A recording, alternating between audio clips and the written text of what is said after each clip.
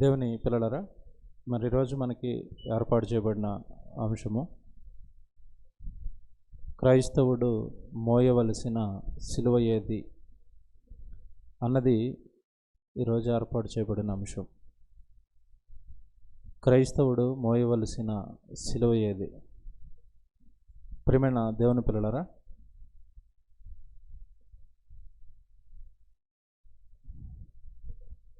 Sound అంటే increase చేయమంటున్నారు వాళ్ళు, ఒకసారి చూసుకోండి.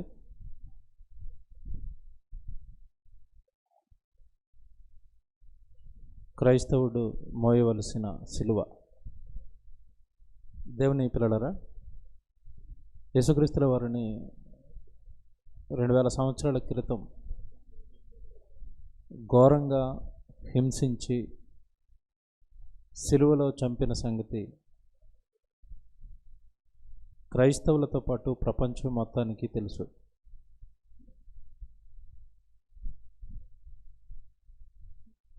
దేవుడు యేసుక్రీస్తుల వారిని ఈ లోకానికి పంపించిన కారణం, ఆ సిలువలో ప్రజలందరి కొరకు మరణించాలి. కేవలం క్రైస్తవుల కొరకు కాదు, మానవులందరి కొరకు మరణించాలి అన్నది దేవుడు యేసుక్రీస్తుల వారి జీవితం పట్ల ముందుగానే రాసిన శాసనం. ఆ రాయబడిన శాసనం రాయబడిన కాలం ఈ జగత్తు పునాది వేయబడక మునుపు. ఈ జగత్తుకు ముందే యేసుక్రీస్తుల వారి శిలువ యాగాన్ని దేవుడు నిర్ణయించాడన్న సంగతి బైబిల్ చదువుతున్న మనందరికీ అర్థమయ్యేదే. అయితే ఈరోజు మనం వినే సంగతి, ఈరోజు మనం నేర్చుకునే సంగతి,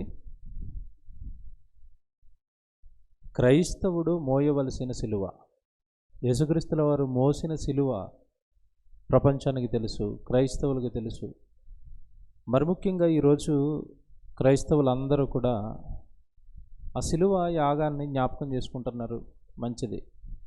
కానీ యేసుక్రీస్తుల వారు మోసిన సిలువను జ్ఞాపకం చేసుకుంటున్న క్రైస్తవులు, క్రీస్తును ధరించిన వాళ్ళందరికీ యేసుక్రీస్తుల వారు నియమించిన సిలువ గురించి ఏమైనా తెలుసా?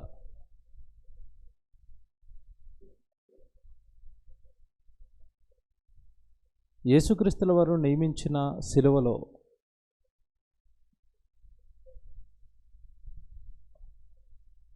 ఉన్న ఆలోచన ఈరోజు మనం నేర్చుకున్నది. ముందుగా బైబిల్లో మీరు ఒక సందర్భాన్ని చూడాలి. ఎవరు క్రైస్తవులుగా పిలువబడతారు అంటే కేవలం క్రీస్తును ధరించిన వారు, క్రీస్తును నమ్ముకున్నవారు, క్రీస్తు మాటల ప్రకారం బ్రతుకుతున్నవారు మాత్రమే క్రైస్తవులుగా పిలువబడతారు. అయితే ఎవరైతే ఆయనను వెంబడిస్తారో, ఎవరైతే ఆయనను ఫాలో అవుతున్నారో, లేదా ఎవరైతే ఆయనను వెనక వెళ్ళాలి అని అనుకుంటున్నారో, అలా వెంబడించాలనుకునే ప్రతి ఒక్కరికి యేసుక్రీస్తుల వారు తాను బ్రతుకున్న కాలంలో మాట్లాడిన ఒక ఉన్నతమైన సందర్భం ఉంది. ఆ సందర్భమే ఈరోజు మన పాఠ్యాంశం. ఆ సందర్భమే ఈరోజు మనం పెట్టిన ఈ టైటిల్ అండి. బైబిల్లో మీరు ఒకసారి మత్తయి సువార్త 16వ అధ్యాయం చూడండి.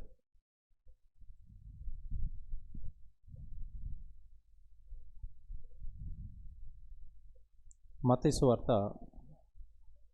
16వ అధ్యాయము 21 నుంచి చూస్తే కొన్ని సంగతులు మీకు అర్థమవుతాయి.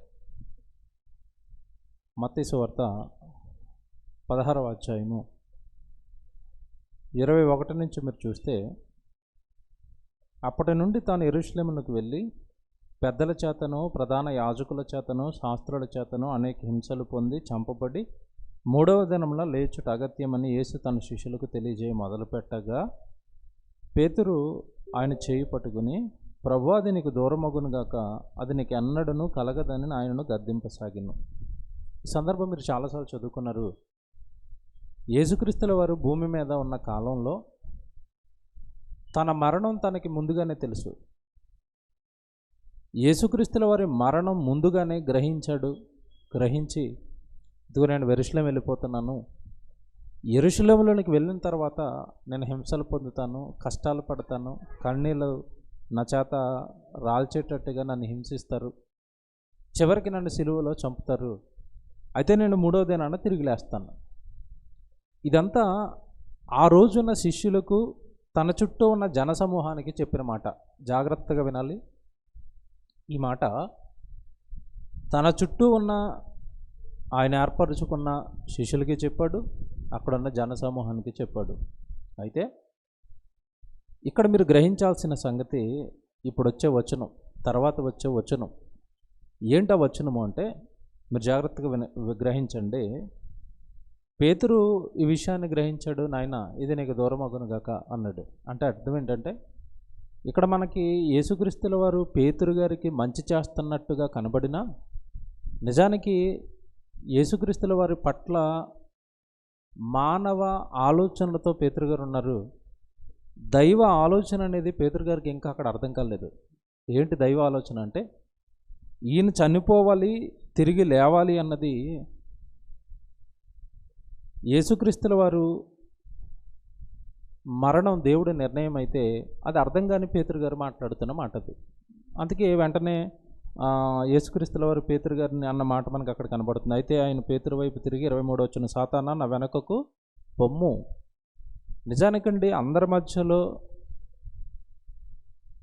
పేతురు గారిని పట్టుకుని సాతానా అన్నాడు యేసుక్రీస్తుల వారు. అంత పెద్ద మాట అన్నా కూడానండి ఎక్కడ యేసుక్రీస్తుల వారి పట్ల పేతురు గారు నొచ్చుకుని ఆయనకు దూరం అయిపోవటం కానీ, ఆయన గురించి వేరుగా మాట్లాడటం కానీ ఇవేవి కనపడవండి. అంటే వాక్యం నేర్పుతున్న వ్యక్తి పట్ల, వాక్యం నేర్పుతున్న వ్యక్తి ఏదైనా తప్పు మాట్లాడినప్పుడు, సరి చేస్తున్నప్పుడు వాళ్ళు లోబడే తత్వం అనేది పేతురు గారిలో మనకు కనబడుతుంది. సాతానా వెనుకకు పో అనగానే పేతురు గారు నొచ్చుకోలేదండి. నన్నేటి సాతానా అన్నాడు అందరి మధ్యలోనని. తనను తను తగ్గించుకున్నాడు, తనలో ఉన్న లోపాన్ని తర్వాత సరి చేసుకున్నాడు. ఇదంతా మీరు మనసులో పెట్టుకున్న తర్వాత డైరెక్ట్గా 24వ వచనం ఇప్పుడు చదువుదాం. ఈ సందర్భం అంతా మనసులో పెట్టుకుని 24వ వచనం చదవాలి. 24వ వచనంలో ఏమంటున్నాడంటే, అప్పుడు యేసు తన శిష్యులను చూచి, ఎవడైనను నన్ను వెంబడింపగోరిన ఎడల తన్ను తాను ఉపేక్షించుకొని, అక్కడ కామాలు ఉంటాయి చూడండి, జాగ్రత్తగా బైబిల్ చదవాలి. ఎవడైనను నన్ను వెంబడింపగోరిన ఎడల తన్ను తాను ఉపేక్షించుకొని తన సిలువనెత్తుకొని నన్ను వెంబడింపవలెను. తన సిలువనెత్తుకొని నన్ను వెంబడింపవలెను. తన సిలువ అన్న మాట కనపడించండి అక్కడ. ఇది క్రైస్తవుడు మోయాల్సిన సిలువ. తన సిలువ అన్నాడు తప్ప మీరు నా సిలువ మోయండి అని చెప్పలేదు అక్కడ. జాగ్రత్తగా వినాలి, జాగ్రత్తగా వినాలి వాక్యం. ఇక్కడ దేవుడు చెబుతున్న సందర్భంలో మీరు నా సిలువ మోయండి అని చెప్పట్లేదు అక్కడ. ఎవడైనను నన్ను వెంబడింపగోరిన ఎడల తన సిలువ, తన సిలువ, తన సిలువ, నన్ను వెంబడించే వాళ్ళందరికీ సిలువ పడుతుంది. నోట్ దిస్, క్రైస్తవులు దీన్ని గ్రహించాలి. యేసుక్రీస్తుల వారిని వెంబడించాలి అని అనుకునే ప్రతి ఒక్కరికి సిలువ పడుతుంది. సిలువ, తన సిలువ, తన సిలువనెత్తుకుని నన్ను వెంబడించాలి అని యేసుక్రీస్తుల వారు చెప్పారు. కానీ ఎందుకునండి క్రైస్తవ్యానికి వాక్యం అర్థం కాక ఈ గుడ్ ఫ్రైడేకి చాలా చోట్ల మనం చూస్తూనే ఉంటాం, యేసుక్రీస్తుల వారు మోసిన సిలువను మోయడానికి ప్రయత్నం చేస్తూ ఉంటారు. ఆయన మోసిన సిలువ ఆకారంలో ఒక పలచటి చెక్కలతో తేలికటి సిలువ చేయించుకుని నడ్డి మీద వేసుకుని రోడ్లంప ఊరేగిన సందర్భాలు కూడా మనం చూసాం. అంటే యేసుక్రీస్తుల వారు మొయ్యమన్నది ఆయన సిలువ, మన సిలువ. అందుకే మన టైటిల్ ఏం పెట్టామంటే క్రైస్తవుడు మోయవలసిన సిలువ అన్నాం. ఏది నువ్వు మోయాల్సిన సిలువ? యేసుక్రీస్తుల వారి సిలువ కాదు నువ్వు మోయాల్సింది, నీ సిలువ వేరు. అందుకే స్పష్టంగా అక్కడ దేవుడు చెబుతున్నది ఏంటంటే, ఎవడైనా నన్ను వెంబడించాలనుకున్నప్పుడు తన సిలువనెత్తుకొని నన్ను వెంబడించాలి. ఆ పైన సిలువనెత్తుకోవడానికి ముందు ఒక కార్యక్రమం జరగాలి. అది పైన చెప్పాడు. ఏమని? 24 మళ్ళా చదువుతున్నాను. యేసు తన శిష్యులను చూచి, ఎవడైనను నన్ను వెంబడింపగోరిన ఎడల తన్ను తాను ఉపేక్షించుకొని అన్న పదం ఉంది చూడండి. ఉపేక్షించుకోండి, మిమ్మల్ని మీరు ఉపేక్షించుకోండి. మిమ్మల్ని మీరు తన్ను తాను ఉపేక్షించుకొని అనగా తనను తాను తగ్గించుకోవాలి. లేదా యేసుక్రీస్తుల వారి నిమిత్తం మీరు ఎన్నో ఉపేక్షించుకోవడం అన్న పదానికి తగ్గించుకోవడం, వదులుకోవడం, ఇవి అర్థాలు. నువ్వు క్రీస్తును వెంబడించాలనుకున్నప్పుడు ఆయన వెంబడించడానికి నీకు ఎన్నో అడ్డొస్తాయి. ఆ అడ్డొచ్చిన వాటన్నిటిని నువ్వు తగ్గించుకోగలవా, వదులుకోగలవా యేసుక్రీస్తుల వారి కోసం? అలాంటి కఠిన నిర్ణయాలు క్రీస్తు కొరకు నువ్వు తీసుకోగలిగినప్పుడు మాత్రమే మీరు నన్ను వెంబడించండి, మీరు నాతో పాటు రండి. ఎందుకంటే నాతో పాటు ప్రయాణం అనేది కష్టం. మళ్ళీ చెప్తున్నాను, క్రైస్తవులకి ఇదే అర్థం కాలేదు. యేసుక్రీస్తుల వారితో ప్రయాణం అనేది కష్టం. ఎందుకు కష్టమో మీకు అర్థం కావడానికి ఉదాహరణ చెప్తాను, జాగ్రత్తగా వినండి. ఎందుకు కష్టమో చెప్తాను. ఈరోజు యేసుక్రీస్తుల వారు కట్టిన ఈ మహా సామ్రాజ్యం, క్రీస్తు సంఘం అనేది సులభంగా ఏర్పడింది కాదు. ఒక రకంగా చెప్పాలి అంటే ఎవరు పడనంత కష్టం, భూమి మీద మానవ రూపం ఎత్తిన ఏ వ్యక్తి పడనంత కష్టం యేసుక్రీస్తుల వారు మానవ జాతి కొరకు పడితే ఆ కష్టంలోంచి ఏర్పడిందే క్రైస్తవ్యం. ఆ కష్టంలోంచి ఏర్పడిందే క్రీస్తు సంఘం.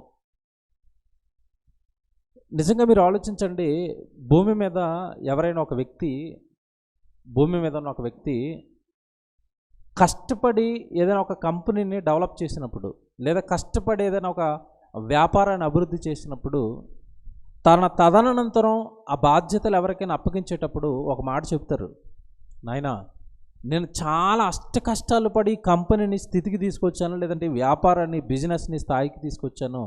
నా తదనంతరం నా కష్టాన్నంతా నీ చేతుల్లో పెడుతున్నాను. నువ్వు కూడా కష్టపడితేనే కానీ ఇది నిలబడదు, లేదంటే కూలిపోతుంది అని చెబుతూ ఉంటారు. మీకు ఒక ఉదాహరణ కావాలి అంటే, మరి ధీరుభాయ్ అంబానీ మనందరికీ తెలుసు. ముఖేష్ అంబానీ, అనిల్ అంబానీ వాళ్ళ డాడీ.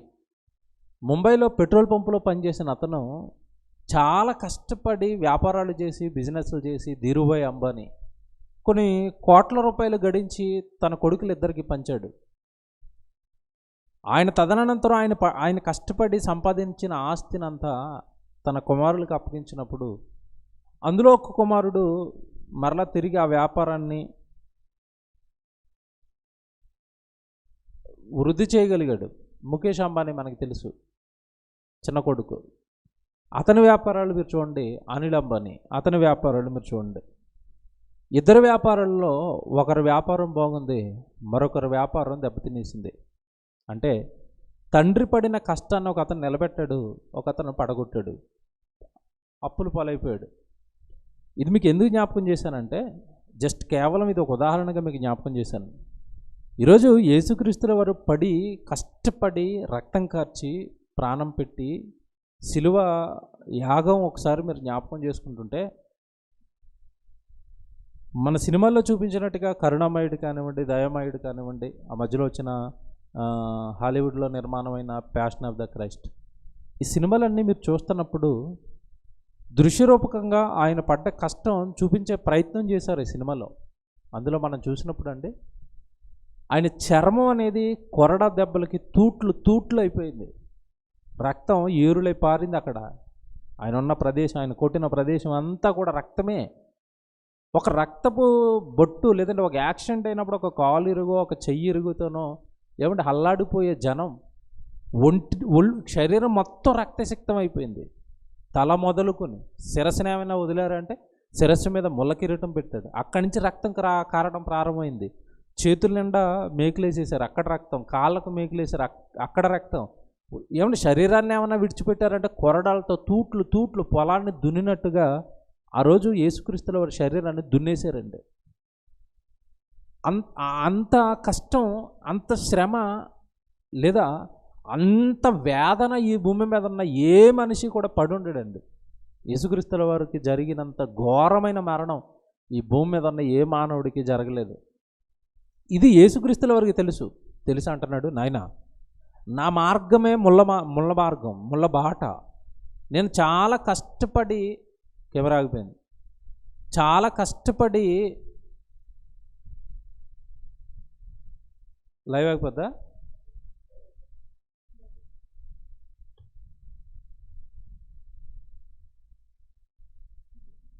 రికార్డింగ్ మోడ్లో పెట్టండి.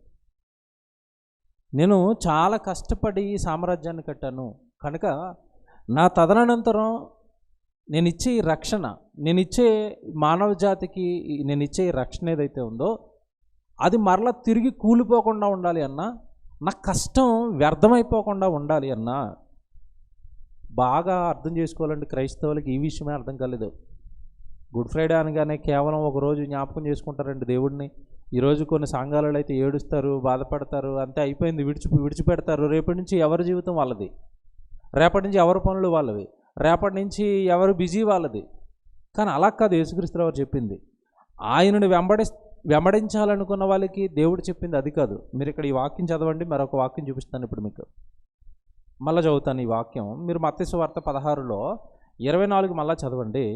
అప్పుడు యేసు తన శిష్యులను చూసి, ఎవడైనను నన్ను వెంబడింపగోరిన ఎడల తను తాను ఉపేక్షించుకుని తన సిలువను ఎత్తుకుని నన్ను వెంబడింపవలను. తన సిలువ అన్నాడు కదా, నీకో సిలువ వేసుకోవాలన్నాడు కదా, నా గురించి బ్రతికినప్పుడు నువ్వు సిలువ మోస్తూ నన్ను వెంబడించాలి అన్నాడు కదా. ఇది మనసులో పెట్టుకుని మీరు ఈ సిలువ ఎప్పుడెప్పుడు మోయాలి? క్రైస్తవ్యంలో మహాభక్తులు ఉంటారు. డిసెంబర్ 25కి జ్ఞాపకం వస్తాడు యేసుక్రీస్తుల వారు, లేదంటే ఈరోజు గుడ్ ఫ్రైడే రోజు జ్ఞాపకం వస్తాడు, లేదంటే ఇంకొక రోజు ఉంది ఈస్టర్ రోజు జ్ఞాపకం వస్తాడు. అలా జ్ఞాపకం చేసుకోమన్నాడా యేసుక్రీస్తుల వారిని నమ్మిన వాళ్ళని? అంటే మీకు మాట చూపిస్తాను. లూకాసు వార్తలో, లూకాసు వార్త 9వ అధ్యాయం మీరు చూడండి. లూకాసు వార్త 9వ అధ్యాయము 23 చూడండి. లూకాసు వార్త 9వ అధ్యాయం 23వ వచనం. లూకాసు వార్త 9వ అధ్యాయం 23వ వచనం. మరియు ఆయన అందరితో ఇట్లనెను, ఎవడైనను నన్ను వెంబడింపగోరిన ఎడల తను తాను ఉపేక్షించుకొని ప్రతిదినము, అండర్లైన్ చేసుకోండి, ప్రతిదినము తన సిలువను ఎత్తుకొని నన్ను వెంబడింపవలెను. ఎప్పుడెప్పుడు వెంబడించాలండి యేసుక్రీస్తుల వారిని? ప్రతిదినము అన్నాడు చూడండి. అక్కడ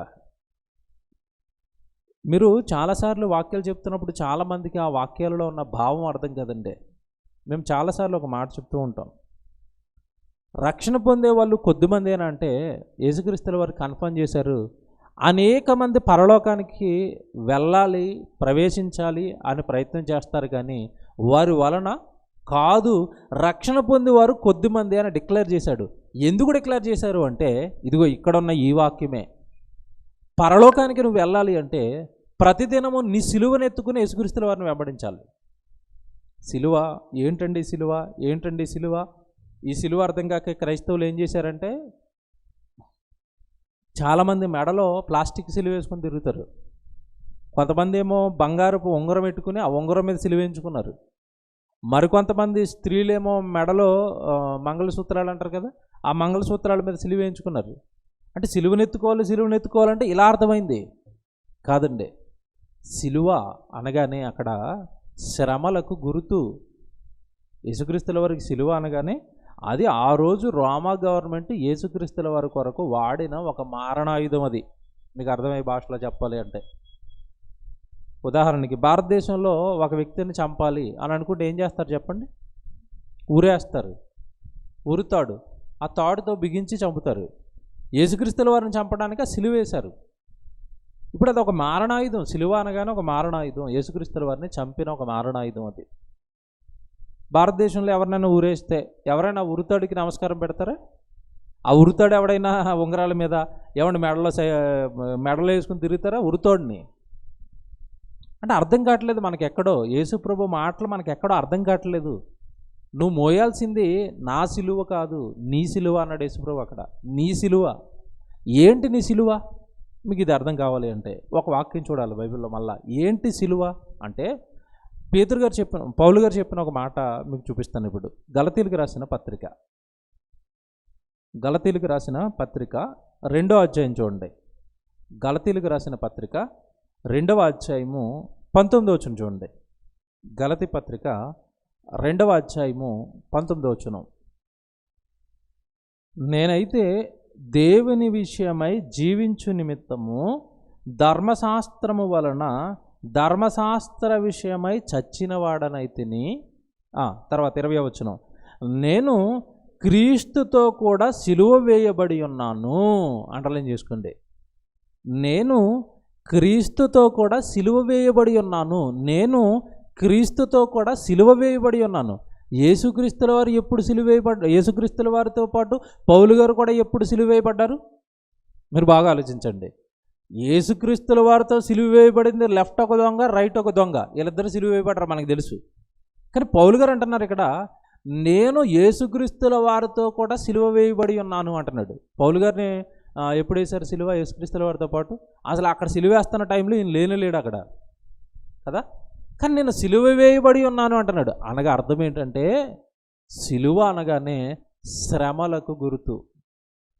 యేసుక్రీస్తుల వారు ఎలాగైతే శ్రమలు పడ్డారో, యేసుక్రీస్తుల వారు ఎలాగైతే మానవులను రక్షించడం కొరకు కష్టపడ్డారో, నేను కూడా నా సిలువ వేసుకున్నాను. యేసుక్రీస్తుల వారికి వేయించుకున్న సిలువ కాదు, నా సిలువ వేరు, నా కష్టాలు వేరు, నా శ్రమలు వేరు, నా కన్నీళ్ళు వేరు.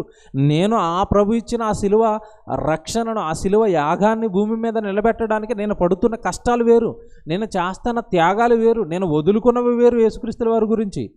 ఎందుకంటే ఆయన చెప్పాడు కదా, నన్ను ఎవడైనా వెంబడించాలి అంటే తను తాను ఉపేక్షించుకోవాలి, చాలా వదులుకోవాల్సి ఉంటుంది. అలా నేను యేసుక్రీస్తుల వారు చెప్పిన మాట ప్రకారం నేను చాలా వదిలిపెట్టేశాను, చాలా వదులుకున్నాను నేను. అనగా యేసుక్రీస్తుల వారు చెబుతున్న సందర్భంలో ఉన్న భావం ఏమంటే పేతురు గారు, పౌలు గారు బాగా ఎక్కించుకున్నట్టుగా మనకు అర్థమవుతుందండి. ఈ మాటను బట్టి పౌలు గారు అయితే మరీ స్పష్టంగా చెప్తున్నారు, యేసుక్రీస్తుల వారు వేయించుకోమన్న సిలువ నేను వేయించుకున్నాను. సిలువతో పాటు ఆల్రెడీ నేను ఏమయ్యానంటున్నాడు? సిలువ వేయబడి ఉన్నాను. యేసుక్రీస్తుల వారు చెప్పిన సిలువ నేను వేయించుకున్నాను. పౌలు గారు మీరు బాగా జ్ఞాపకం చేసుకోవాలి, బాగా అర్థం చేసుకోవాలి. ప్రభు అంటున్నాడు, నన్ను ఎవడైనా వెంబడించాలి అనుకున్నప్పుడు తను తగ్గించుకుని తన సిలువ, అనగా నా వెనక రావాలనుకునే వాళ్ళకి బోలెడన్ని కష్టాలు ఉంటాయి. మీ బంధువుల నుండి కష్టాలు ఉంటాయి, మీ భార్య నుండి కష్టాలు ఎదురవుతాయి, భర్త నుండి కష్టాలు ఎదురవుతాయి, లేదంటే ఉద్యోగం నుంచి కష్టాలు ఎదురవుతాయి, ఆరోగ్యం పట్ల కష్టాలు ఉంటాయి, ఎన్నో నుండి ఒక్కొక్కరికి ఒక్కొక్క సిలువ తెలుసా? అందరికి ఒక సిలువ ఉండదు. మళ్ళీ నా సిలువ వేరు, మీ సిలువ వేరు. దేవుడు భూమి మీద ఆయన కొరకు మీరు బ్రతుకుతున్నప్పుడు, ఏమంటే మిమ్మల్ని కాపాడాలి, మిమ్మల్ని రక్షించాలి అనుకుంటున్నప్పుడు భూమి మీద మీకు కదులుతున్నా లేదంటే భూమి మీద మీకు తగులుతున్న సిలువలు వేరు. అందరితోనూ చెప్తున్నాడు అక్కడ, ప్రతి వాడు ప్రతి దినము తన సిలువనెత్తుకుని నన్ను వెంబడించాలి. ప్రతిదినము వెంబడించాలి అంటే చిన్న విషయం కాదండి. మీకు ఇంకో మాట చెప్తాను, ఇక్కడ జాగ్రత్తగా వినాలి. సిలువ ఎవరికి పడుతుంది అంటే, కష్టాలు ఎవరికి వస్తాయి అంటే, దేవుడి పని చేయాలనుకున్న వాళ్ళకి కష్టాలు వస్తాయి. మరి ముఖ్యంగా ప్రతిదినము దేవుడి కొరకు శ్రమ పడాలనుకునేవాడికి మరీ కష్టాలు. ఇది గమనించి లూకాసు వార్తలో ఒక మాట చెప్తాడు యేసుప్రభు. మీకు ఆ మాట చూపిస్తాను, మీకు బాగా అర్థమవుతాడు యేసుప్రభు. లూకాసు వార్త మీరు 14వ అధ్యాయానికి రండి. ఇదే సందర్భాన్ని మళ్ళా లూకాసు వార్తలో రాస్తూ ఇక్కడ మంచి వివరణ యేసుక్రీస్తుల వారు మనకి ఇస్తారు. లూకాసు వార్త 14వ అధ్యాయము 25 నుంచి చదువుదాం, జాగ్రత్తగా మీరు చూడండి. లూకాసు వార్త 14వ అధ్యాయం 25 నుంచి. బహుజన సమూహములు ఆయనతో కూడా వెలుచున్నప్పుడు ఆయన వారి తట్టు తిరిగి, బహుజన సమూహములు ఇవి, యేసుక్రీస్తుల వారిని వెంబడించాలనుకుంటున్న వాళ్ళు, నా వెనక రావాలనుకుంటున్నారా? నాతో పాటు వస్తున్నారు కదా, నాతో పాటు రావాలనుకున్న మీరు అందరూ స్పష్టంగా ఈ మాట వినాలి అంటున్నాడు యేసుక్రీస్తుల వారు. ఆయన వెనకాల వస్తున్న జనానికి చెబుతున్న మాట ఇది. ఆయన వాళ్ళ వైపు తిరిగాడు. తిరిగి 26, ఎవడైనను నా యొద్దకు వచ్చి తన తండ్రిని, తల్లిని, భార్యను, పిల్లలను, అన్నదమ్ములను, అక్కచెల్లెండ్రను, తన ప్రాణమును సహా ద్వేషింపకుంటే వాడు నా శిష్యుడు కానేరడు. ఏమంటే నిజంగా చెప్పిన లిస్ట్ ఏదైతే ఉందో, బంధుత్వాలు, బంధాలు అనేవి దేవుడి కొరకు మనం కదలకుండా అనేక సార్లు మనల్ని కట్టేస్తాయి. ఎన్నో బంధాలండి, భార్య రూపంలో, భర్త రూపంలో, అన్నదమ్ముల రూపంలో, బంధువుల రూపంలో, చుట్టాల రూపంలో. ఈ బంధాలు అనేవి మనం దేవుడి కొరకు బ్రతకకుండా కట్టేస్తున్నప్పుడు వాటిని జయిస్తేనే కానీ నువ్వు నా కొరకు బ్రతకలేవు. ఉదాహరణకి ఎందుకు ఈ మాట యేసుక్రీస్తుల వారు చెప్తున్నారు అంటే, ఆయన అనుభవంతో చెబుతున్న మాట ఇది. ఆయన దేవుడి కొరకు బ్రతకాలనుకున్నప్పుడు తల్లి, తండ్రి, ఆ తర్వాత పుట్టిన తమ్ముళ్ళు, తర్వాత పుట్టిన చెల్లెళ్ళు అందరిని విడిచిపెట్టాడు. తన స్వగ్రామాన్ని, తన పుట్టి పెరిగిన గ్రామాన్ని విడిచిపెట్టాడు. ఎందుకంటే వాళ్ళని విడిస్తేనే కానీ దేవుడు పని చేయలేం. సిలువుకి ఎక్కుతాను, నేను చచ్చిపోతానంటే ఏ తల్లి విడిచిపెడతా చెప్పండి? మరి ఆమె విడిచిపెడుతుందా? ముందే చెప్పేస్తే అమ్మ నేను సిలువ యాగానికి వెళ్తున్నానమ్మా మరి జాగ్రత్త అంటే ఎక్కడ వెళ్తుంది? అంటే వాళ్ళ వాళ్ళ వాళ్ళ మధ్యలో ఉండే బంధాలను ఆయన కాదనుకుని ముందుకొచ్చాడు కనుక పరలోకపు తండ్రి కొరకు భూమి మీద ఎక్కువగా పని చేయగలిగాడు. పరలోకపు తండ్రి ఇష్టాన్ని ఎక్కువగా నెరవేర్చగలిగాడు. బంధాలలో నువ్వు చిక్కుకున్నావా? బంధాలలో నువ్వు ఇరుక్కున్నావా? నువ్వు నా తండ్రి ఇష్టాన్ని నెరవేర్చడం నీకు కష్టమవుతుంది అని ఇక్కడ చెప్పాడు. ఒక లిస్ట్ పైన ఒక లిస్ట్ ఇచ్చాడు. ఇప్పుడు 27లో చూడండి, మరియు అంటున్నాడు చూడండి. అక్కడ మరియు అయిపోలేదు ఇంకా. ఇదిగో నువ్వు అందరిని విడిచిపెట్టాలి, చివరికి నీ ప్రాణం అనగా నీ దేహం నా పనికి అడ్డు పెడతానా దాన్ని కూడా త్యజించి ప్రాణాన్ని కూడా వద్దనుకుని నువ్వు నా కొరకు బ్రతకాలి. తర్వాత 27లో మరియు అన్న మాట ఉంటుంది చూడండి అక్కడ. అంటే ఇంకా ఉంది, అయిపోలేదు ఇంకా. ఇంకేం చేయాలంట? మరియు ఎవడైనను తన సిలువను మోసుకొని నన్ను వెంబడింపని ఎడల వాడు నా శిష్యుడు కానేరడు. ఎవడైనను తన సిలువను మోసుకొని నన్ను వెంబడింపని ఎడల, మోసుకుంటూ నా వెనకాల రావాలి. నేను సిలువను మోసాను మీ కొరకు, నేను సిలువను మోసాను మీ కొరకు. నేను మోయడం వల్ల మీకు రక్షణ వచ్చింది. మీరు మోయడం వలన నా సామ్రాజ్యం, నేను కట్టిన సామ్రాజ్యం నిలబడి మరొకరికి రక్షణ వస్తుంది. కనుక మీరు మీ సిలువను మోసుకుంటూ, అంటే మీ కష్టాలు, మీ కన్నీళ్ళు, మీ వేదనలు, దేవుని పట్ల మీకు వస్తున్న ఇరుకులు, దేవుని పట్ల మీకు వస్తున్న ఇబ్బందులు అన్నిటినీ తట్టుకుంటూ నిలబడుతూ మీరు ముందుకు రావాల్సిన అవసరం ఉంది. సంఘంలో చాలామంది సహోదరులు నాటు ఒక మాట వింటూ ఉంటామండి. అనే మేము దేవుడి కొరకు బ్రతకాలనుకున్నప్పుడు మా కుటుంబం ఒప్పుకోవట్లేదు, మా అమ్మ నాన్నలు ఒప్పుకోవట్లేదు అన్నప్పుడు చాలామంది సహోదరులు అండి ధైర్యంగా వాళ్ళు దాన్ని ఛేదించి ముందుకొచ్చి ఈరోజు దేవుడి కొరకు నిలబడుతున్న వాళ్ళు చాలామంది మనకు తెలుసు. వాళ్ళని చూస్తున్నప్పుడు నిజంగా ఈ వాక్యాలు జ్ఞాపకం వస్తూ ఉంటాయండి. ఈ వాక్యాలే ఏంటంటే వాళ్ళు నిజంగా దేవుడి కొరకు, దేవుడు చెప్పిన మాటల కొరకు, లేదంటే యేసుక్రీస్తుల వారు భూమి మీద ఉన్న మనుషులకు ఇవ్వాలనుకుంటున్న రక్షణ కొరకు, ఆ రక్షణ పొందుకున్న వీళ్ళు పడుతున్న కష్టాలన్నీ కూడా మనం చూస్తూ ఉంటాం. అంటే వాళ్ళు సిలువను వేసుకున్నారు, ఆల్రెడీ సిలువను మోస్తున్నారు వాళ్ళు. ఏమంటే ఎప్పుడైతే తల్లి మాటో తండ్రి మాటో కాదని కూడా దేవుడి కొరకు బ్రతుకుతున్నప్పుడు ఒక్కరోజుతో పోయేది కాదుగా కష్టం. ఏ రోజు జ్ఞాపకం వస్తే ఆ రోజు ఫోన్ చేస్తారు, తిడతారు. ఎరా నీకు తల్లిదండ్రులు అవసరం లేదు, నీకు దేవుడే ఎక్కువయ్యాడు, కన్న మమ్మల్ని విడిచిపెట్టావు, ఆయన పని అంటున్నావు, ఆయన సేవ అంటున్నావు. బంధువులు అనగానండి రాబంధులండి, పొడుచుకుని తింటూ ఉంటారు, పీక్కుని తింటూ ఉంటారు. ఇలా ఎన్నో శ్రమలు, ఎన్నో కష్టాలు నా కొరకు నిలబడిన నా కొడుకు, లేదంటే నా కొడుకు నిలబడిన నా తమ్ముడు అనుభవిస్తాడు భూమి మీద అని యేసుక్రీస్తుల వారు ముందుగానే చెబుతున్న సందర్భాలు ఇవన్నీ. ఇకపోతే ఇక్కడ ఇంకొక మాట ఉంటుంది, మీరు చూడండి. మరియు ఎవడైనను తన సిలువను మోసుకుని నన్ను వెంబడింపని ఎల్లవాడు నా శిష్యుడు కానేరడు. మీలో ఎవడైనను ఒక గోపురము కట్టింపగోరని ఎడల దానిని కొనసాగించుటకు కావలసినది తన యొద్ద ఉన్నదో లేదో అని కూర్చుండి తగులబడి మొదట లెక్క చూచుకొనడా చూచుకొనని ఎడల అతడు దానిని పునాది వేసి ఒకవేళ దాన్ని కొనసాగింపలేకపోయినందున చూచువారు అందరూ ఈ మనుషుడు కట్ట మొదలు పెట్టిన కానీ కొనసాగింపలేకపోయినని అతనిని చూసి ఎగతాళి చేయసాగుదురు అంటున్నాడు. ఇంకొక ఉదాహరణ చెప్తాడు, కింద 2 ఉదాహరణలు చెప్తాడు. ఇక్కడ పైన చెప్పిన ఉదాహరణ ఏంటంటే, ఎవరైనా ఒక ఇల్లు కట్టాలనుకున్నప్పుడు సరిపడా మూలధనం, ఆ ఇల్లు కట్టడానికి అవసరమైన ధనం ఉందో లేదో చూసుకుంటారు కదా. మరి ఇప్పుడు నన్ను వెంబడించాలనుకున్నప్పుడు ఇదిగో నేను పైన చెప్పాను కదా లిస్టు, ఇవన్నీ విడిచిపెట్టి నన్ను వెంబడించాలి, ఇవన్నీ నా కొరకు ఉపేక్షించాలి, ఇవన్నీ నా కొరకు విడిచిపెట్టాలి, చివరికి ప్రాణాన్ని సహా నా కొరకు ద్వేషించాలి అని ఒక సత్యాన్ని మీకు చెప్పాను కదా. అలా ఎవరైనా నేను క్రీస్తు కొరకు నిలబడగలను అనుకుంటేనే నన్ను వెంబడించండి. ఎందుకంటే వచ్చిన తర్వాత మీకు ఆటోమేటిక్గా ఈ కష్టాలు, ఈ సిలువలు అనేవి మీ మీద పడతాయి. ఆ పడ్డప్పుడు ఆ కష్టాలకు, ఆ శ్రమలకు లోనై నన్ను విడిచిపెట్టి మళ్ళీ వెళ్ళిపోతారు. అలా మధ్యలో విడిచిపెట్టి వెళ్ళడం వల్ల మీకు ఒక అపకీర్తి వస్తుంది. వెళ్ళాడండి మళ్ళీ వచ్చేసాడని. బిల్డింగ్ కట్టాలనుకున్నప్పుడు సరైన డబ్బులు లేకుండా దిగిపోతే ఆ బిల్డింగ్ మధ్యలో ఆగిపోతుంది. అప్పుడు అతను అందరూ ఎగతాళి చేస్తారు కదా. అలాగే మీ జీవితం కూడా ఎగతాళి అవుతుంది. కనుక నన్ను వెంబడించాలనుకునే వాళ్ళందరూ కూడా ఇదిగో ఇలాంటి త్యాగానికి, లేదంటే ఇలాంటి కష్టానికి, ఇలాంటి సిలువకు, ఇలాంటి శ్రమకు సిద్ధపడితే మీరు నన్ను వెంబడించండి అన్నాడు. ఇదండి యేసుక్రీస్తుల వారి మాటల్లోని సారం. ఇకపోతే ఇప్పుడు మీరు జాగ్రత్తగా వినాలి. ఎందుకు యేసుక్రీస్తుల వారు వెనకాల వస్తున్న వాళ్ళని సిలువ వేసుకోమంటున్నాడు అంటే, మీకు ఇందాక జ్ఞాపకం చేశాను. ఈరోజండి మనం చేసిన పాపాలు, మనం చేసిన అపరాధాలు, మనం చేసిన నేరాలు, మనం చేసిన ఘోరాలకు శిక్షే యేసుక్రీస్తుల వారు సిలువలో అనుభవించిన భయంకరమైన మరణం. అసలు మన నడ్డి మీద పడాల్సిన దెబ్బలు ఆయన నడ్డి మీద పడ్డాయి. మనకు అవ్వాల్సిన గాయాలు ఆయన చేయించుకున్నాడు. మన అందరి తరపున ఆయన అనుభవించిన శిక్ష అండి అది యేసుక్రీస్తుల వారు సిలువలో. అయితే జాగ్రత్తగా వినాలి. ఆయన పడ్డ కష్టంతో, ఆయన చేసిన త్యాగంతో మానవ జాతికి రక్షణ వస్తే, ఈ రక్షణ అనేది కొనసాగాలి అంటే నువ్వు సిలువ వేయించుకోవాలి. పౌలు గారు చెప్పిన మాట చూపిస్తాను, మీకు అప్పుడు బాగా అర్థమవుతుంది. కొరింథీయులకు రాసిన పత్రిక చూడండి. కొరింథీయులకు రాసిన మొదటి పత్రిక మొదటి అధ్యాయము 17వ వచనం జాగ్రత్తగా చూడండి. కొరింథీయులకు రాసిన మొదటి పత్రిక మొదటి అధ్యాయము 17వ వచనం. కొరింథీయులకు రాసిన మొదటి పత్రిక మొదటి అధ్యాయం 17వ వచనం చూడండి.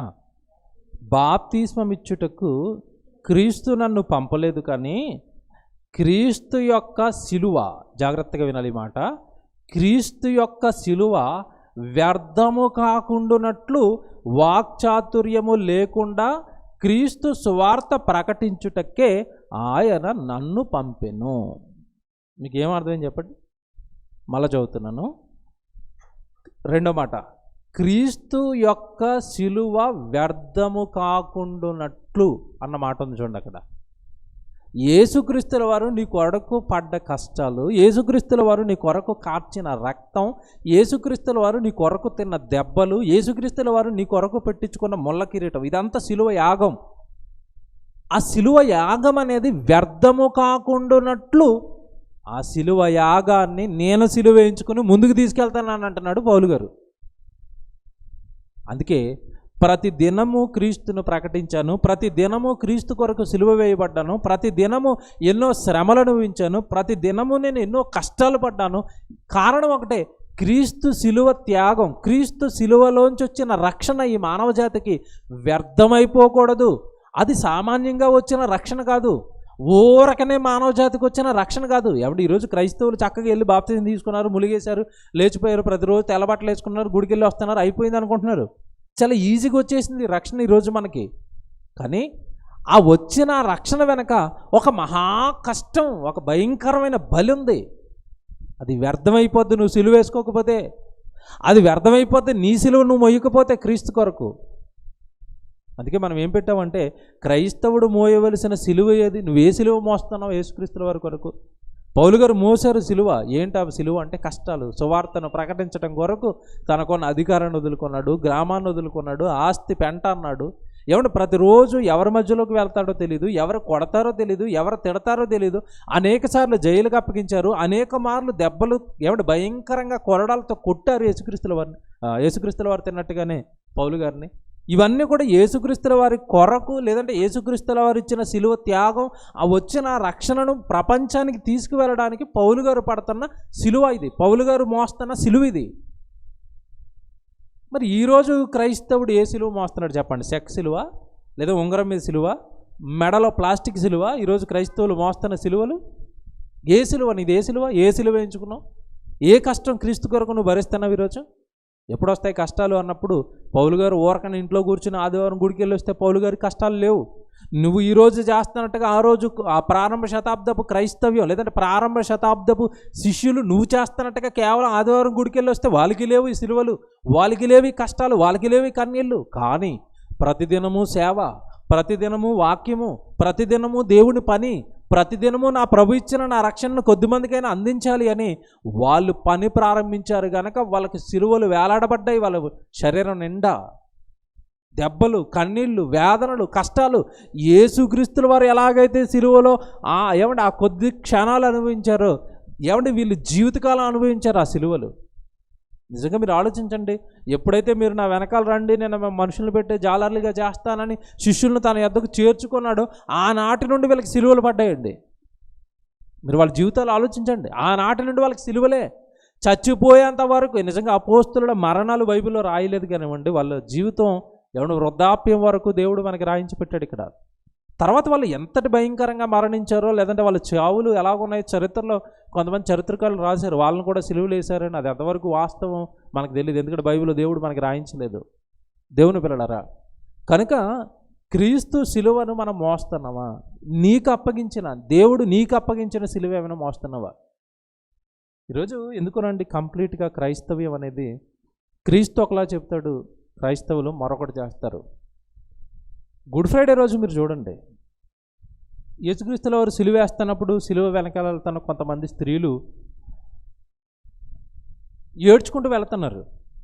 ఆ ఏడ్చుకుంటూ వెళుతున్నప్పుడు మరి యేసుక్రీస్తుల వారు చెప్పిన మాట, అమ్మ యెరూషలేము కుమార్తెలారా మీరు ఏం చేయాలి అన్నాడు, నా గురించి మీరు ఏడవద్దు. మరి ఏం చేయాలి, మీ గురించి మీ పిల్లల గురించి మీరు ఏడవండి అన్నాడు.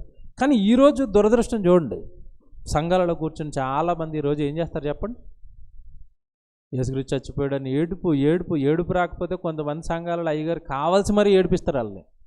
ఏడవాలి, మీరు ఖచ్చితంగా ఏడుపు రావాల్సిందే, కళ్ళంప నీళ్ళు రావాల్సిందే అన్నాడు. ఎందుకు ఏడవటం యేసుక్రీస్తుల వారి గురించి? ఏమైందని యేసుక్రీస్తుల వారి గురించి ఏడుతాం? ఆ రోజు కళ్ళ ముందు ఆయన కొడుతున్నారు కనుక, రక్తం ఒలిగిపోతుంది కనుక చూసి భరించలేక వాళ్ళు ఏడ్చారు. ఈరోజు నువ్వు యేసుక్రీస్తుల వారిని ఎక్కడ చూస్తున్నావు? ఆ శరీరంలో, ఆ శిలువ యాగంలో, ఆ కష్టాల్లో ఇప్పుడు లేడు యేసుక్రీస్తుల వారు. ఎక్కడున్నాడు? పరలోకంలో, స్వర్గంలో తండ్రి కుడిపార్శ్వమున కూర్చుని ఉన్నాడు. ఇప్పుడు ఎందుకు ఆయన గురించి ఏడవటం? ఇప్పుడు మనం ఏడవలసింది నేను ఆయన దగ్గరికి వెళ్తానా లేదా. ఇప్పుడు మనం ఏడవలసింది నా పిల్లలు ఆయనతో పాటు ఆ తండ్రి సింహాసనం మీద కూర్చుంటారా లేదానని మన గురించి ఏడవాలి, మన పిల్లల గురించి ఏడవాలి. ఇది మన భవిష్యత్తు చెప్పాడు అక్కడ ఆయన. దేవుని పిల్లలారా, ఎవరు తన సిలువను ఎత్తుకుంటున్నారు? ఎవరు తన సిలువను ఎత్తుకుని యేసుక్రీస్తుల వారిని వెంబడిస్తున్నారు? నేను సిలువ వేయించుకున్నాను, నేను సిలువ వేయబడ్డాను అన్నాడు పౌలు గారు. ఆ సిలువ వ్యర్థం కాకుండా ఉండడానికే ఇదిగో నేను వాక్యాన్ని ప్రకటిస్తున్నాను, అనేక మందిని ఈ సిలువ యాగం వైపు, ఈ సిలువ రక్షణ వైపు నేను తీసుకొస్తున్నాను అంటున్నాడు పౌలు గారు.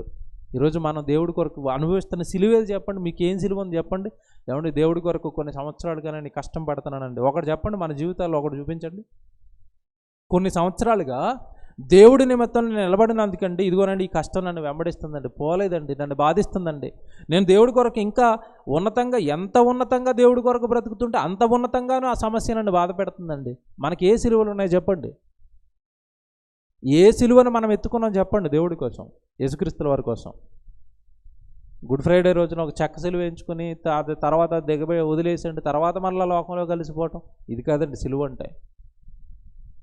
చాలా రోజుల క్రితం అండి, వాక్యం అర్థం కాక గుంటూరులో వెంకాయమ్మ అని ఒక ఆవిడ, నిజంగా నేను యేసుక్రీస్తుల వారు తన సిలువను ఎత్తుకోమన్నాడు అని వాక్యం అర్థం కాక నేను సిలువకి ఎక్కేస్తానని ఎక్కేసింది ఒక ఆవిడ. వార్తల్లో కూడా వచ్చింది చాలా సంవత్సరాల క్రితం, మీకు తెలుసు. అంటే వాక్యంలో ఉన్న భావాలు మనకు అర్థం కావాలి. యేసుక్రీస్తుల వారు నీ సిలువ అన్నాడు తప్ప నా సిలువ వేయించుకోమని ఆయన ఎక్కడ ఎవరికి చెప్పలేదండి. అది ఆయనకు పడుతున్న శిక్ష, అది మనల్ని ఎందుకు ఎంచుకోమంటాడు? మనం ఆయన కొరకు పడాల్సిన శ్రమలు వేరు, కష్టాలు వేరు, కన్నీళ్ళు వేరు. ఇకపోతే ప్రకటన గ్రంథం, మీకు ఇందాక ఒక మాట జ్ఞాపకం చేశాను కదా, ఎవరు కూడా కష్టపడకుండా, ఎవరి కొరకు దేవుడి కొరకు శ్రమలు పొందకుండా, ఎవరు కూడా సిలువను మోయకుండా పరలోకానికి వెళ్ళలేము. అలా పరలోకానికి వెళ్ళిన వారిని గురించి యోహాను గారికి దర్శనమిచ్చాడు దేవుడు. ఆ దర్శనంలో ఒక మంచి సంఘటన మన గురించి రాయబడింది 13వ అధ్యాయంలో. మీరు చూడండి, ప్రకటన గ్రంథం 13వ అధ్యాయంలో ఒక మాట చూపిస్తాను మీకు.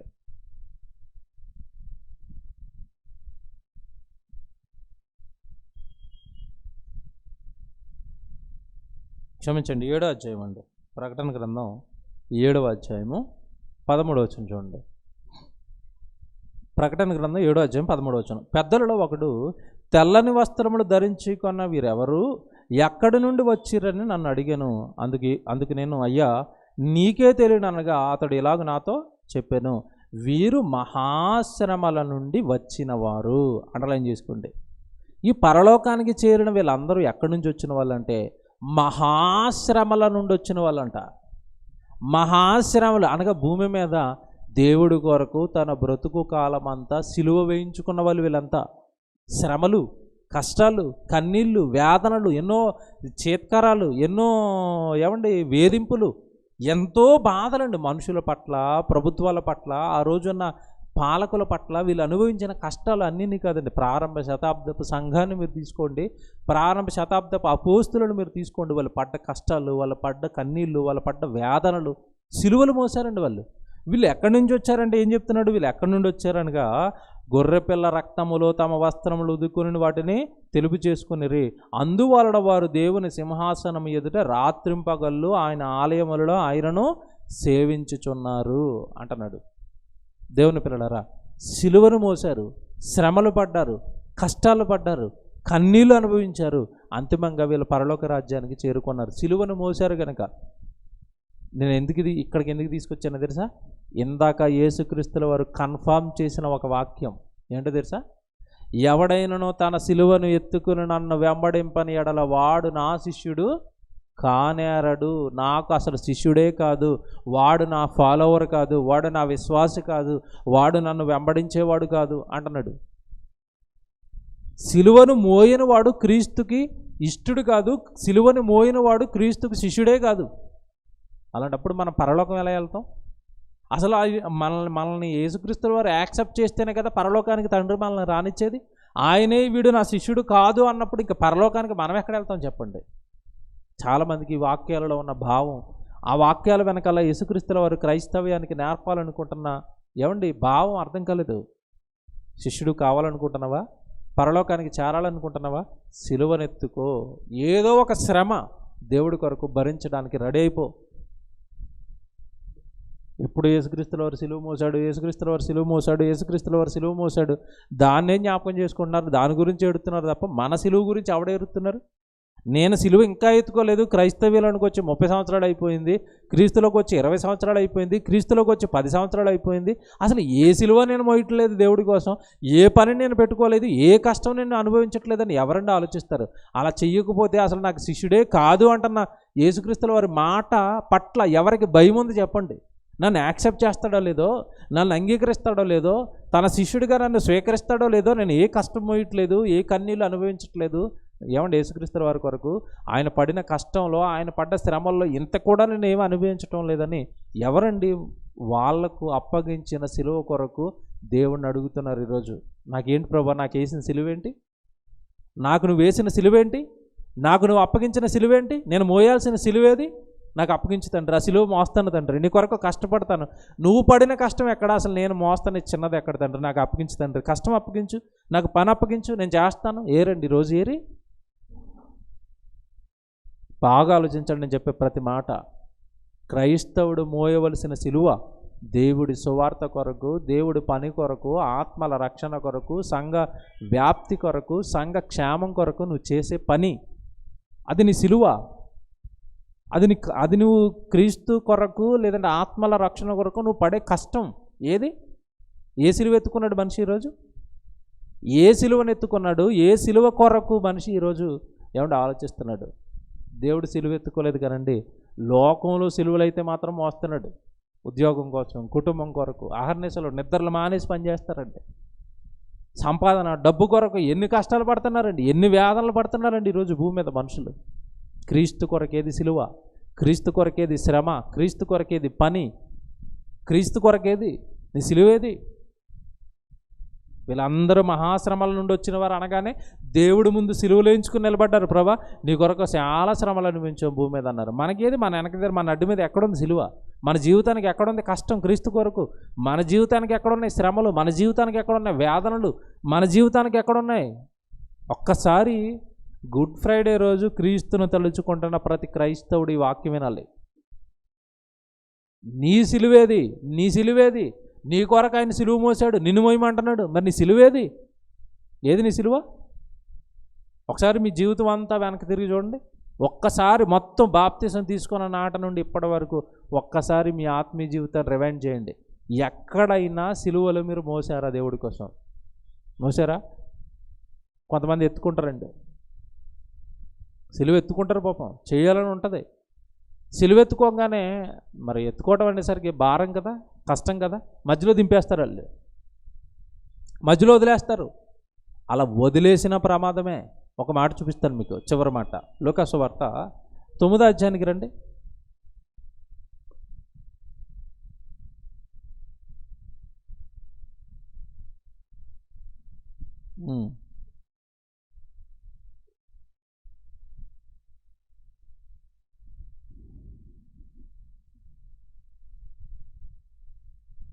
ఇరవై 24 వచనం మళ్ళీ చూద్దాం. లూకా సువార్త 9వ అధ్యాయం 24 అండి. తన ప్రాణమును రక్షించుకొనగోరువాడు దానిని పోగొట్టుకొనును, నా నిమిత్తము తన ప్రాణమును పోగొట్టుకునేవాడు దానిని రక్షించుకుంటాడు. ఇక్కడ విషయం ఏంటంటే, నువ్వు యేసుక్రీస్తుల వారు నీ కొరకేసిన సిలువను నువ్వు పక్కకు పెట్టి నీ కొరకు నువ్వు బ్రతికేస్తానంటే, ఆ సిలువ నేను మొయ్యను అంటే, ఆ కష్టం నేను అనుభవించను అంటే, ఆ ప్రాణం లోకం కొరకు గనక నువ్వు పోగొట్టుకుంటే దాన్ని నువ్వేం చేస్తావంట? తిరిగి దక్కించుకొనలేవు. ఆ పడే కష్టం ఏదో క్రీస్తు కొరకు పడు. ఆ మోసే సిలువేదో బాధైనా, కష్టమైనా, కన్నీళ్ళైనా, వేదనలైనా క్రీస్తు కొరకు పోగొట్టేసుకొని ప్రాణాన్ని దాన్ని తిరిగి మరలా దక్కించుకుంటాం అంటున్నాడు. మీకు తెలిసిన ఇంకొక వాక్యం ఉంటుంది, నాగటి మీద చేయి వేచి వెనక తట్టు తిరుగువాడు నాకు పాత్రుడు కాదు.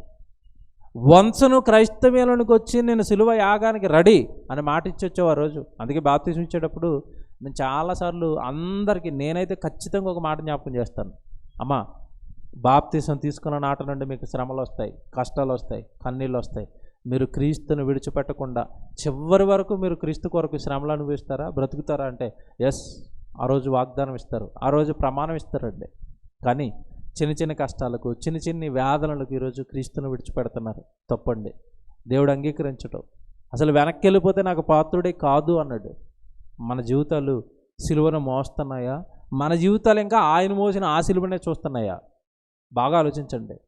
క్రైస్తవ్యం అంతా ఎక్కడ ఆగిపోయిందంటే, మా యేసుప్రభు సిలువ వేయించుకున్నాడు, మా యేసుప్రభు సిలువ వేయించుకున్నాడు. ఎంతకాలం చెప్తావు ఆ సంగతి? అది ప్రపంచానికి తెలీదా? అది సినిమాగా చేసి సుమారు ఉన్న భాషలన్నింటిలోకి విడిచిపెట్టాడు. చివరికి అన్యుడికి కూడా తెలుసు మన ప్రభు యేసుక్రీస్తు వారు సిలువ మోసాడని. ఇప్పుడు దేవుడు మనల్ని అడుగుతున్నది ఏంటంటే, నేను మోసాను, నీ సంగతి ఏంటని అడుగుతున్నాడు. ఈరోజు గుడ్ ఫ్రైడే రోజు ఈ ప్రసంగం వింటున్న వాళ్ళందరినీ దేవుడు అడుగుతున్నది ఏంటంటే, నేను మోసాను సిలువ, నువ్వెప్పుడు ఎత్తుకుంటావు, నువ్వెప్పుడు మోస్తావు, నువ్వెప్పుడు రెడీ అవుతున్నావు? ఆయన రెడీ అయ్యాడు సిలువ యాగానికి. రెడీ ముందుగానే నేను వెళ్ళిపోతానండి సిలువ యాగానికి చెప్పి మరి వెళ్ళిపోయాడు. మరి ఈరోజు దేవుడు మనకి ఈరోజు తెలియజేశాడు ఏంటంటే, నువ్వు మోయాల్సిన సిలువ వేరు, అవి దేవుని పని కొరకు కష్టాలు. ఎప్పుడు ఎత్తుకుంటారు మీరు సిలువ? ఎప్పుడు వస్తారు సిలువ యాగానికి? ఎప్పుడు వస్తారు? అన్ని విడిచిపెట్టి తన ప్రాణాన్ని సహా ఉపేక్షించుకుని ఎవరు వస్తారు సిలువ యాగానికి? ఎవరు వస్తారు కష్టాలకి? ఎవరు వస్తారు కన్నీళ్లకు? ఎవరు వస్తారు దేవుడు పనికి? రెడీ అవ్వండి. ఆ సిలువను ఎత్తుకుని మీరు మోయలేదా? నాకు ఎప్పుడు సుఖమే కావాలి, నాకు ఎప్పుడు ఆనందమే కావాలి, నాకు ఎప్పుడు సంతోషాలు కావాలి, ఆ బాధలు నాకు వద్దు, ఆ కష్టాలు నాకు వద్దు, ఆ వేదనలు నాకు వద్దు అంటావా? భూమి మీద సుఖంగా ఉంటావు. ఇందుకే ఆ మాట చదివించాను. మీ ప్రాణాన్ని మీరు రక్షించుకుంటారు భూమి మీద, ఎలా చాలా సేఫ్గా ఉంటారు. కానీ అంతిమంగా మీ ప్రాణాన్ని మీరు పోగొట్టుకుంటారు. సిలువకి ఇచ్చేస్తారా? శ్రమలకు ఇచ్చేస్తారా? క్రీస్తుకి ఇచ్చేస్తారా? మీ ప్రాణాన్ని, మీ జీవితాన్ని తిరిగి దాన్ని మరలా దక్కించుకుంటారు. ఆలోచించండి. సిలువలో వేసిన ఇద్దరు దొంగలు, ఒకడు మారాడు, ఒకడు మారలేదు. ఒకడు తిరిగి మరలా పరదేశకి వెళ్ళిపోయాడు, ఒకడు పాతాళానికి వెళ్ళిపోయాడు. ఆలోచించండి. సిలువను ఎత్తుకుంటామా? రక్షించబడతాం. సిలువను ఎత్తుకోలేదా? పాతాళానికి జారిపోతాం. ఎందుకంటే క్రీస్తు కన్ఫర్మ్ చేశారు, అది మోయినవాడు నాకు శిష్యుడే కాదు. ఆలోచించండి, అర్థం చేసుకోండి, ఈ వాక్యాన్ని అనుసరించడానికి ప్రయత్నం చేయండి. ప్రార్థన చేసుకుందాం.